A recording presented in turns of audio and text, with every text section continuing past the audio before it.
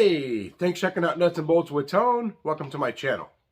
Today we have a 2005 6-liter Powerstroke. I am going to show you how to replace the injectors on this 05 Powerstroke. Now this is a newer style, so this one has the big oil rail, the log, not the log, but the wavy rail. Hopefully in the future I'll do an early style where it has the log, so I can actually show you how to do that kind as well. That's a little bit different. Different the way it hooks up inside, but this one's got standpipes and dummy plugs like all the rest of the ones I've worked on. And so I'm going to show you how to do that, give you some tips and tricks along the way, and tell you some things to watch out for. All right, 2005 6-liter Powerstroke. We are going to be replacing the injectors on the driver bank. We're going to be doing all 4 injectors on that bank.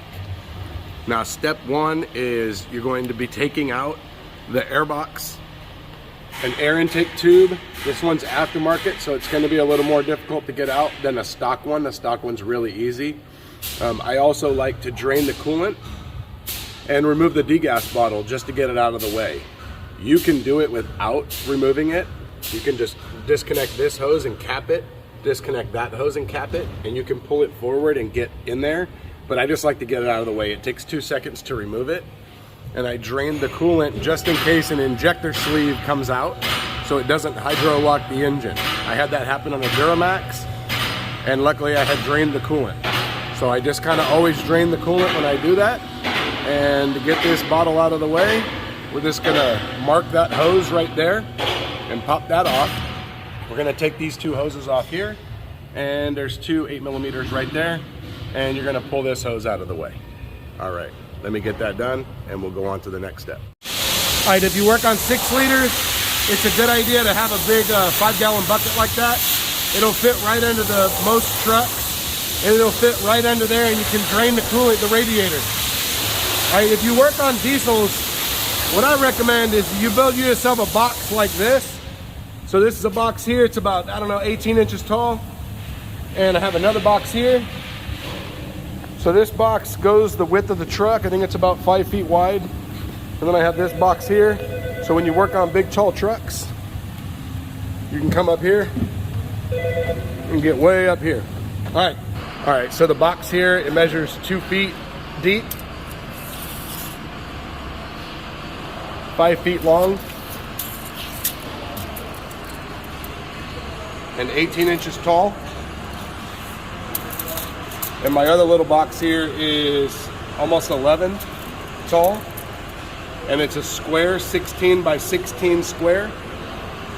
This is perfect because this fits right on top of there without slipping off. And I went to Lowe's and I bought this little no-slip pad, and I cut strips and glued it to the bottom of all my boxes so they don't slide on the floor. This one's perfect because you can put it in front of a diesel and walk back and forth and work from the passenger side to the driver's side without moving your box. So now that we got the degas bottle and the intake air tube out, look at that turbo. Look at that impeller. I've never seen anything like it. I don't work on performance diesels, and that's got to be the coolest looking impeller I've ever seen. Anyways, all right, so next step is going to be, we're going to disconnect the fickum here. So you're going to have 2 nuts in the front here, and in the back you're going to have 2 nuts or 2 bolts. Sometimes there's a washer, sometimes there's a spacer. Make sure you don't lose those. And this bracket right here, normally this would bolt into your intake air tube. This one's been broken because it has an aftermarket one, but you got to undo these 2 8s right here to get this out of your intake air tube. After we get the fickum unbolted, we're going to lift it up, and there's 3 connectors underneath. We're going to disconnect those connectors and move this fickum out and move it out of the way. Then we're going to take the bracket off. There's 1 nut here and 1 nut down there, and on the back there's a nut down there and a nut at the back of it. Back here you can't see it. You're going to take those off and get these brackets out of the way. You're going to disconnect your back pressure sensor here. You're going to undo the nut that holds the back pressure tube to this bracket, so that'll get out of the way. You're going to disconnect your glow plug connector right here. and just move that out of the way. Once we do that, we're gonna have to undo all the valve cover bolts. And there's a 10 right here for the dipstick tube. And then all the rest are bolts. Most of them stay with the valve cover. Oh no, they don't, they come out of the valve cover, I'm sorry. But what you wanna do is draw yourself a little picture. Once you get all this exposed, draw yourself a picture of where all the studded bolts go and where the non-studded bolts go. Because they need to be in certain places, like for right here, for the thickum, and then over here for the dipstick. So we're gonna take all those out, and we're gonna get this valve cover off. All right, let me work on that. And you also gotta make sure your harness is able to move up out of the way, because we're gonna be getting this valve cover out. All right, so let me get this thickum out of the way and draw a picture of these valve cover bolts and get this valve cover off and show you how we're gonna take these injectors out. All right. One thing I like to use for 6 liters is you can use anything. I have this mashed potato container here. It fits perfectly right here in the battery tray. Also, get yourself one of these mats here. This is a Griptico mat. See how it's silicone? It lays however. It'll actually lay right here on the battery tray, right there. And you can put your tray in there, put your sockets in here, put your tools in here so you don't lose them. That's what I recommend doing. All right, let's go. All right, so most of the time in the back, it looks like this. You've got a bracket that goes like this, all right? In the front here, we got these rubber grommets here to keep it in place. Sometimes they're here, sometimes they're not. There's multiple different styles. So now you can see what we have here. Now we have the bracket here, your thickum connectors. You're gonna have a push, you're gonna push here and push right there.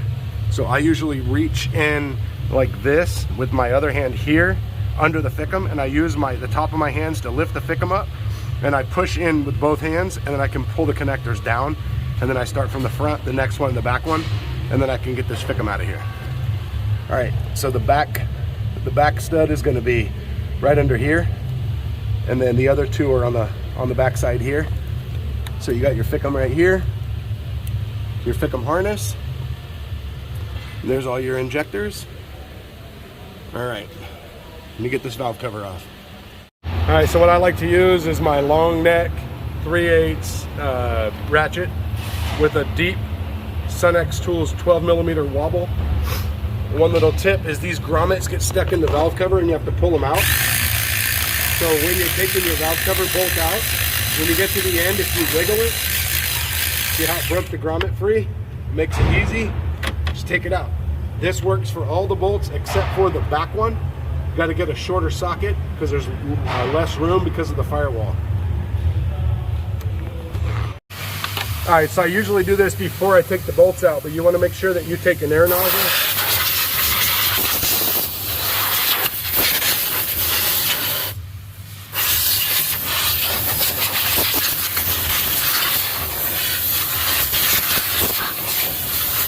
And blow everything out of the way.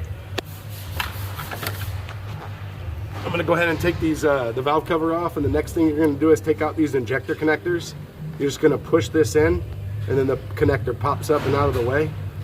I'm going to get that disconnected and get this valve cover off, and I'll show you the next step, but there's 4 of these, so pop those off.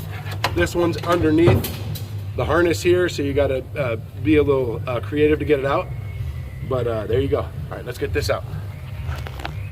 All right, next step is once you get the injector connectors disconnected, you don't have to do this now, you can do this after.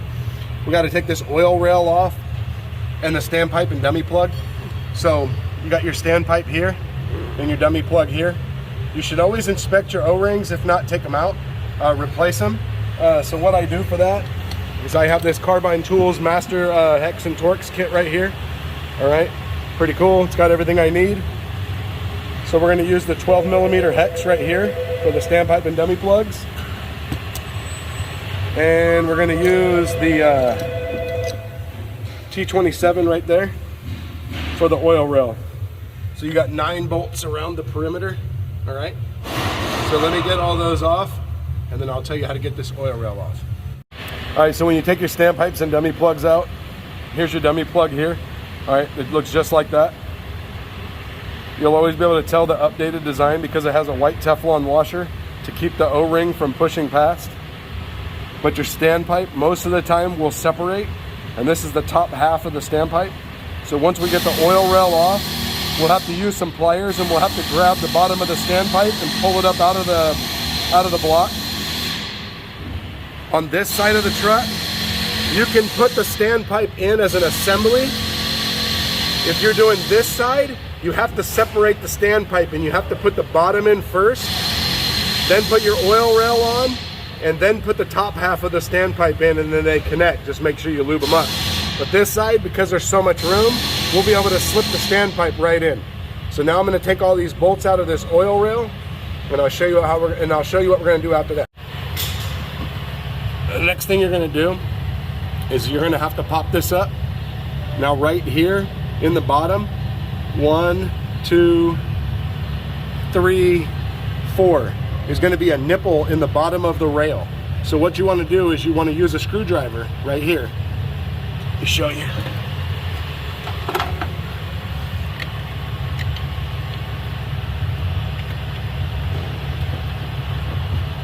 Make sure I got all the bolts out. Oh, nope, I missed a bolt.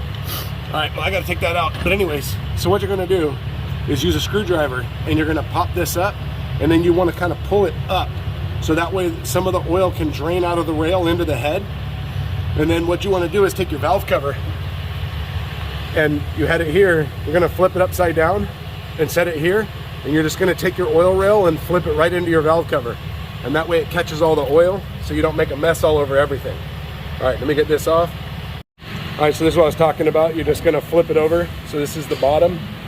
So these are your nipples right here. They go into the top of your injector. You want to make sure you pop this up as straight up as possible so you don't twist these real bad, because they can leak and it'd be difficult to diagnose them because it looks like a bad injector. And there's the bottom half of our standpipe right there. We're gonna have to grab some pliers and pull that out. That's what it looks like.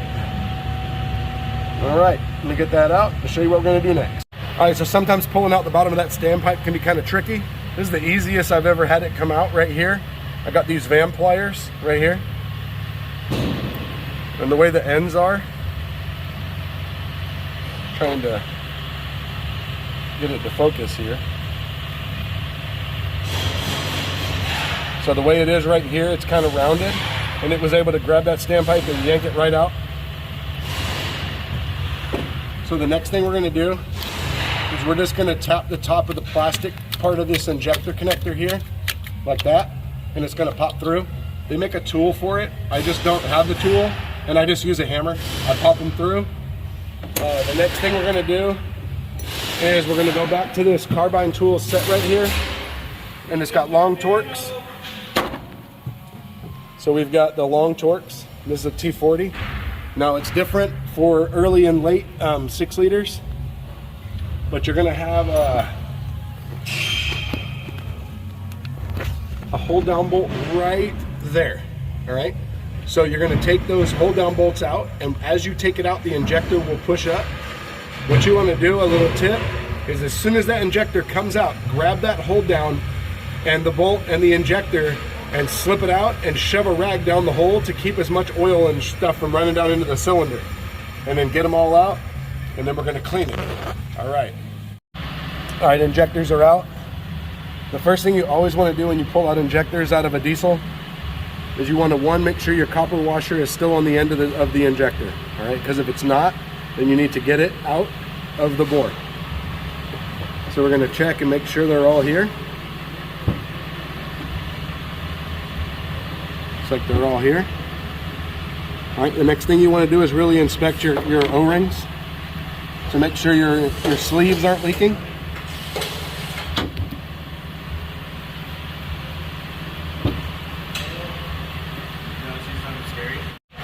All right, so here we go.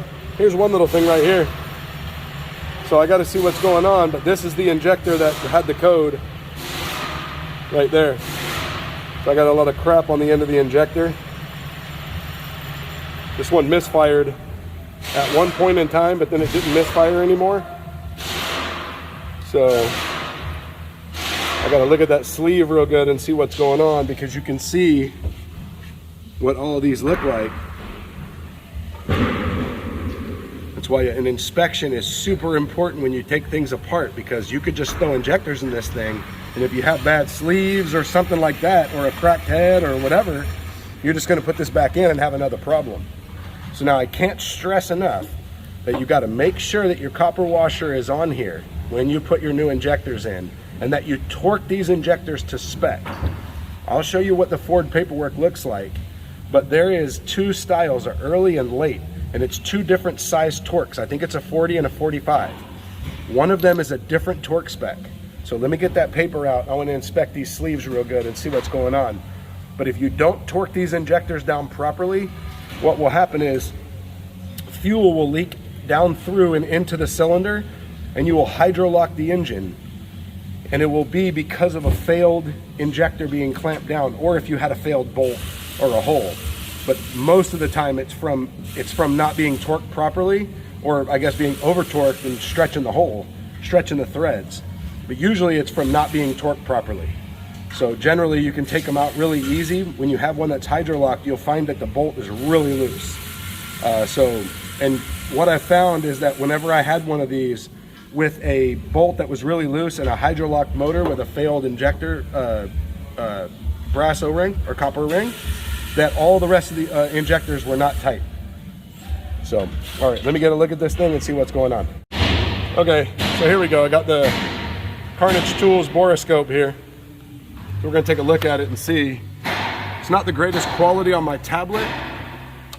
I use my tablet so that way I can record, but we'll kind of come down the side here and kind of look. I mean, it kind of doesn't, it's not a great picture on my tablet because the picture isn't as good on my tablet as it is on my phone.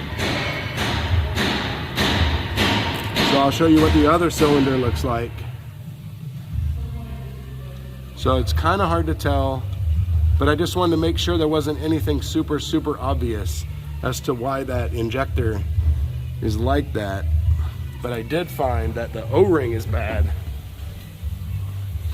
That's why I say inspect, because I can run my fingers around this O-ring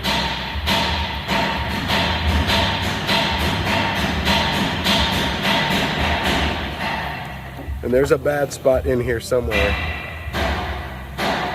I mean, you can see that it doesn't look right, but yeah, it's right in there. Oh yeah, that makes sense, because it's, look at where it's leaking down is from right there. See, it's kind of just on this part right here. So anyways, this guy's selling the truck, so hopefully we're gonna put some injectors in this thing with new O-rings, and it'll be good to go. All right, let me get this all cleaned up. All right, so there you go. Make sure that you only use good quality injectors. We only use OEM injectors.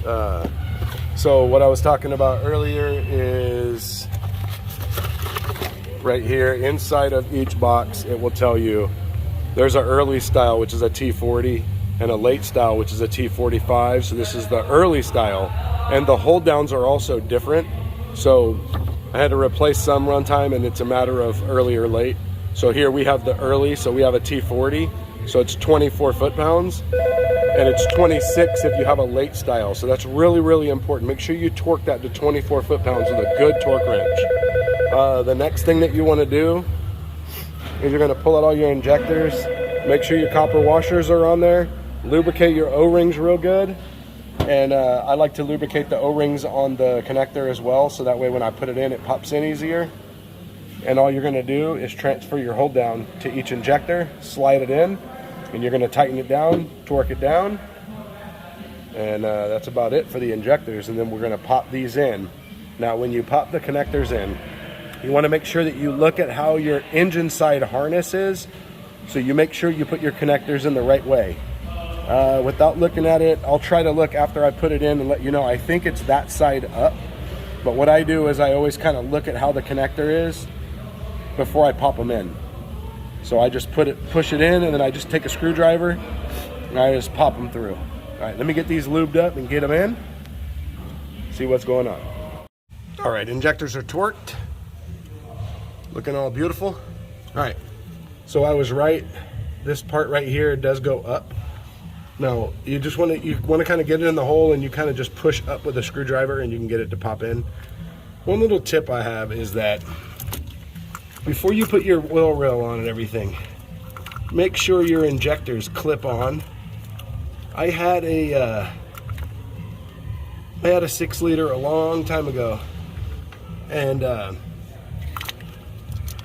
when I was doing something to check it, I was trying to reconnect an injector, and the injector was popping back in the head. Somebody had done some injectors on it, apparently, and they didn't do a very good job, or they didn't have good injectors or whatever. And so when I pushed the connector on, the whole connector was pushing back inside the head. So just make sure that they push on and clip on before you put your oil rail. All right, so now that I got that, I got all the connectors on. Now we're gonna make sure we just wipe down this cylinder head surface here. And then we're gonna take the oil rail and we're gonna set the oil rail back on top. You just wanna kind of get it on so it goes straight down, so those nipple cups don't twist or, you know, go to the side. You don't want it to tear the O-ring that's inside the injector here. And if you don't put them in right, it could go in at an angle and it can cut them. So you wanna make sure that you get that in properly. This truck's been studded. And then after that, we're gonna put the oil rail in. We're gonna tighten all the bolts, and then we're gonna get the standpipe and dummy plug ready to put back in. And I'll show you the kit I'm gonna use because there's a shortage for Motorcraft. So let me get this on and show you what we're gonna do. Okay, so for standpipes and dummy plugs, we've been having to get kits like this because Motorcraft is having trouble keeping up. We've had a real hard time getting standpipes and dummy plugs from Ford. But you can see here's the standpipes. They've got the Teflon washer, the reinforced Teflon washer. Come in a nice little kit. Also here's the dummy plug with both of the Teflon washers. So they're updated, made by standard, so it should be okay. So anyway, so this is a kit that has both sides. So there you go. All right. So I'm going to get this ready to go, and you just want to make sure that you lube up your O-rings real good, top and on the bottom, and you put them in. And let me get these ready to go, and I'll tell you what the torque is. Okay, so for the oil rail here, if you're going to torque them, I don't torque them. I just put them down snug because all you're doing is keeping this down. It's 10 foot-pounds, and then the standpipe and dummy plug is 60 foot-pounds.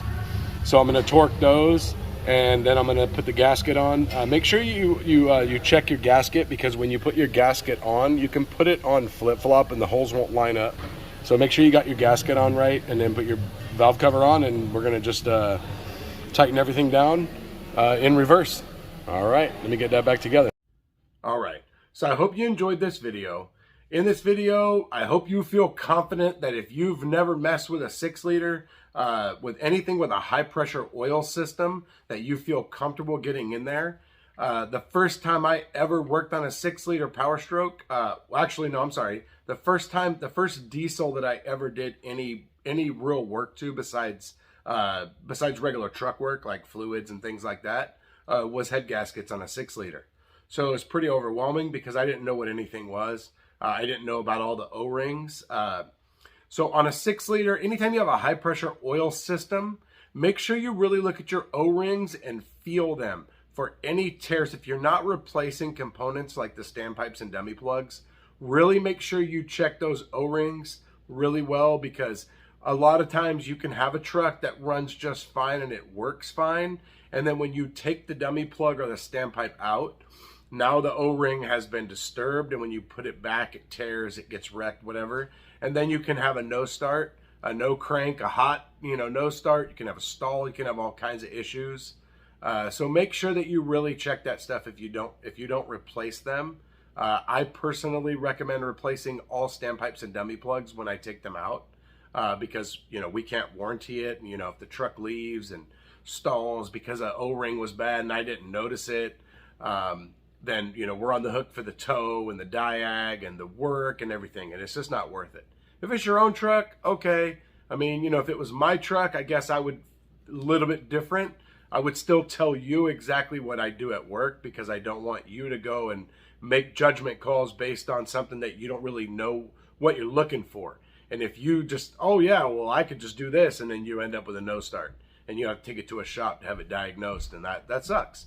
Or if you're a tech and you're doing this, let's say you're a gasoline guy and you've never done injectors and you're like, I'm going to do some injectors, no big deal. It's not a big deal as long as you know what you're doing, you know what to look for, and you know the things along the way to be careful of. So anyways, I hope you enjoyed this video. Hit the like button, hit the subscribe button, and hit the bell. You get notified of all my future content.